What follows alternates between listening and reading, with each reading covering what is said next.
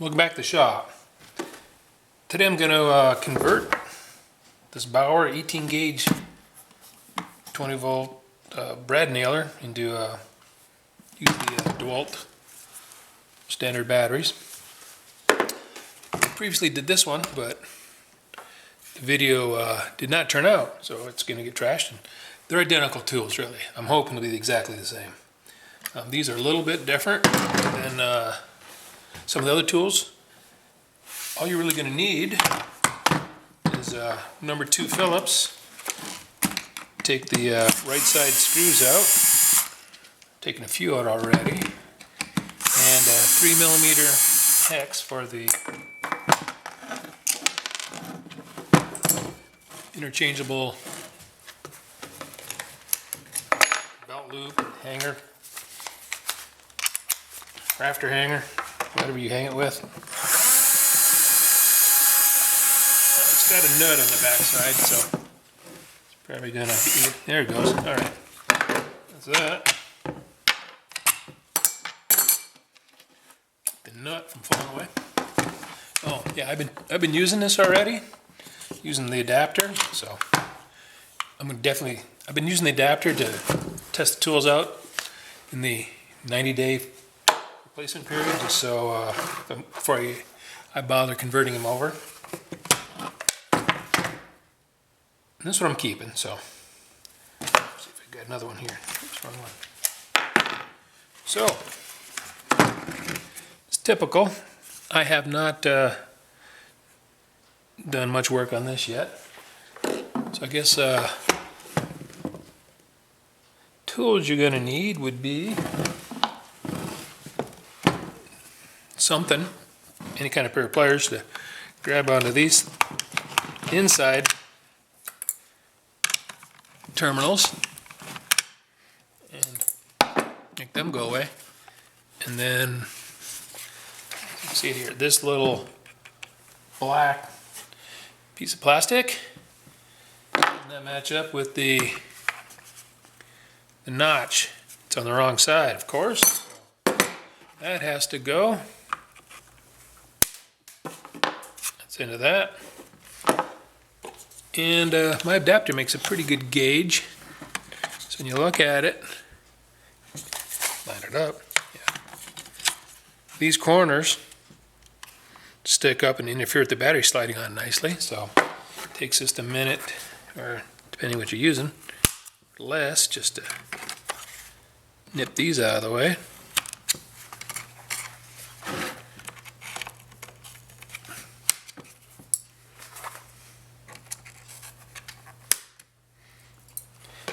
Now, of course, depending on the battery in the case, sometimes this shoulder back here interferes with the battery going in all the way.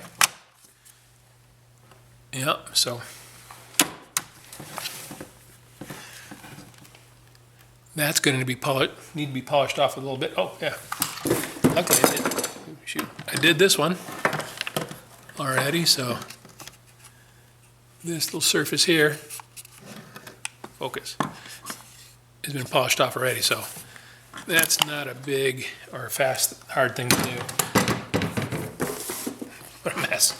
So anyway, I guess I can cheat. What I normally would do, get a pen, and I know that where this gap is here, I mean this little pocket, comes up to about where this corner is. So it means I'd have to take about, well, it looks like a 1/4 inch. So I have to take about a 1/4 inch corner off of back here. Right where this lines up on it. So all of this would have to go away. I'll do that afterwards. But it looks like it's got the big plastic here, which usually means a circuit board is underneath this. Oh yeah, and the trigger is fun. The trigger on these is in the it's the upside, downside. So yeah, there's 2 triggers, a little safety here, a little safety trigger and the spring, don't lose them. There's a little pain getting this guy back together. Can't remember how I did it, but we'll work through it. This is all I need to take it apart. I don't need any more than to do that right there. Because at this point, I will be able to solder in the 10K ohm. That's interesting. Looks like they almost missed with this solder joint here. And it's pretty atrocious. But yeah, red is actually positive and negative. So from the negative to this one here, put a 10K ohm. And then, if needed, I put a 15K between the negative and this terminal. This terminal actually says high star on it for some reason. So if you're had the same one, that's the terminal. I don't have a 15K ohm. I use just generic set. So I made another video where I did make one up. This one, I don't think I'm going to need it. I'll probably just use a 10K ohm. So one of these guys here, soldering iron. Oh, in my soldering iron, my beloved or trusty friend, the Tenma, died. So when I went to buy the tools, I picked up one of these at the same place. For the $50-some it cost to bring this thing home was the cost to fix my, just to get a replaceable end here. So it was kind of a no-brainer just to grab this one. And it works. If you can do soldering, like we're about to do, set it to the 700. Pretty accurate, set it to 700. And when it's flashing like this, it means it's at that temperature, so it's actually been running for a few minutes. It's ready to go. Okay. There's a lot of room in this, so there's not a problem fitting in this resistor. So neatness doesn't count, but I still like it anyway. So we're going to go ahead and just put a couple nice little bends in here to position this guy. Straighten this one out a little bit. So get this thing. I want this thing to set right here.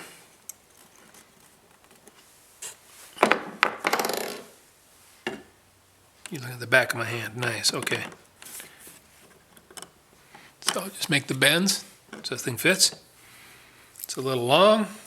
Don't need all that, so I'll just trim it off a little bit. And I'll just solder this one in between these two leads, or terminals on the back. I'll start with one, get it secure, bend the other one into place. Nothing unusual there.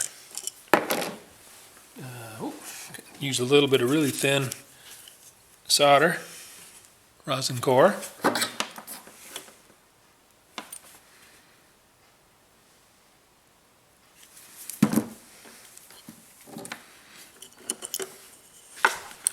It's a resistor. It doesn't matter which way you put it in.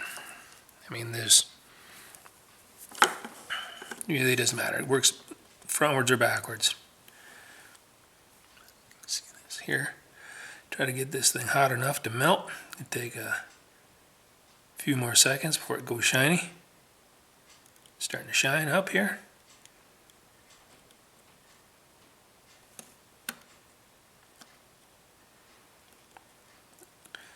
And as always, put a little drop of solder on your tip before you touch it to your work. Even though if you have enough solder there, it helps transfer the heat in. Even if I'm desoldering, I'll put a little drop of solder on just to get the heat in there quicker. And then I use like my little vacuum pump there, and I'll just blast it out of there. Not a big fan of using the wicks, but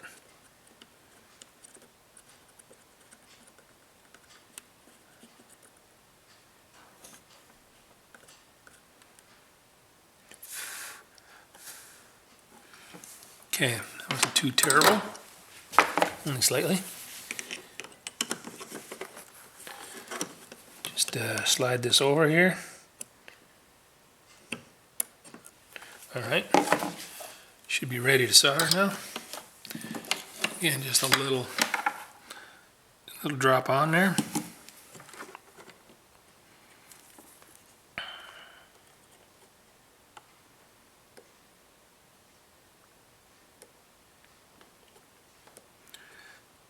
Kind of like watching paint dry here, but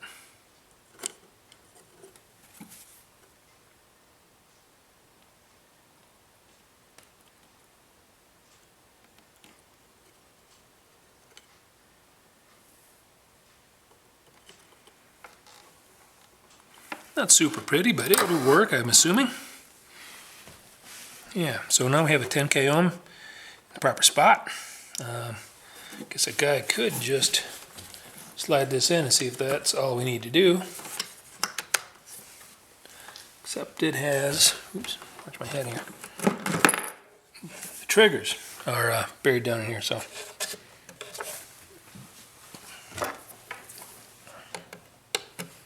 Ooh, okay, we got a light. I don't want to fire it right now, but actually safety shouldn't light it. But yeah, it looks like we're good. We have a indicator light coming on, so that should about do it. Set this thing back together. Now I should probably insulate that just for giggles, because it's a little close right there. So.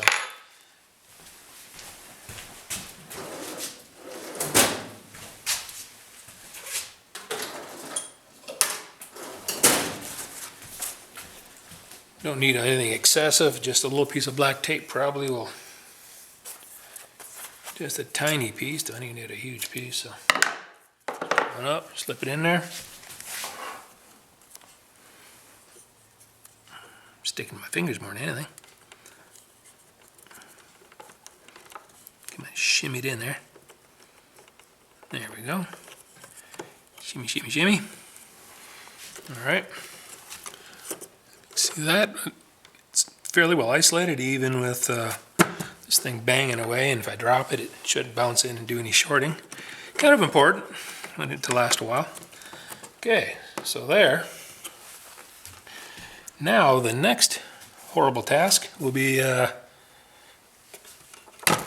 getting all these back in place.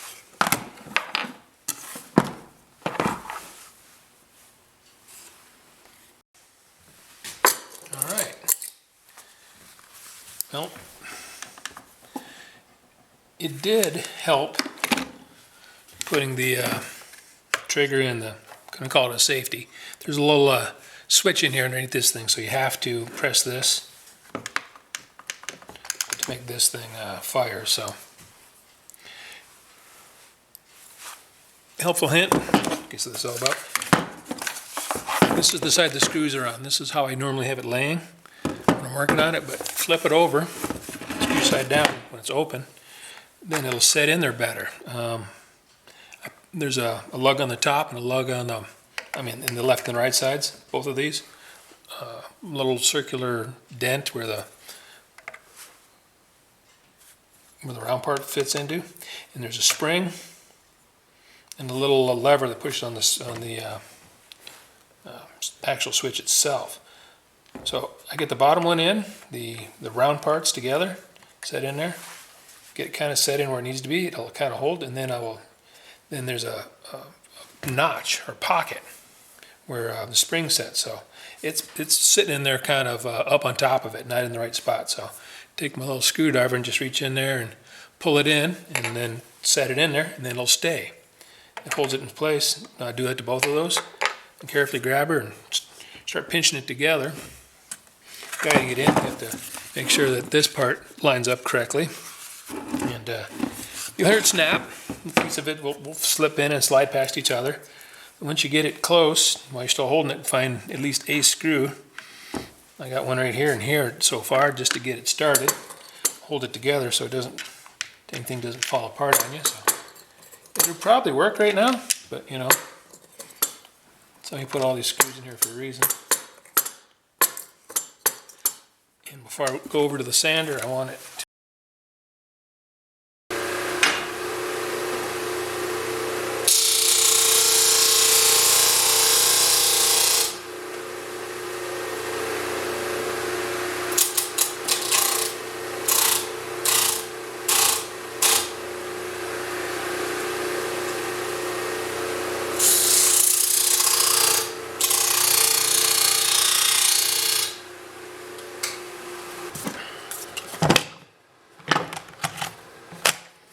lucky.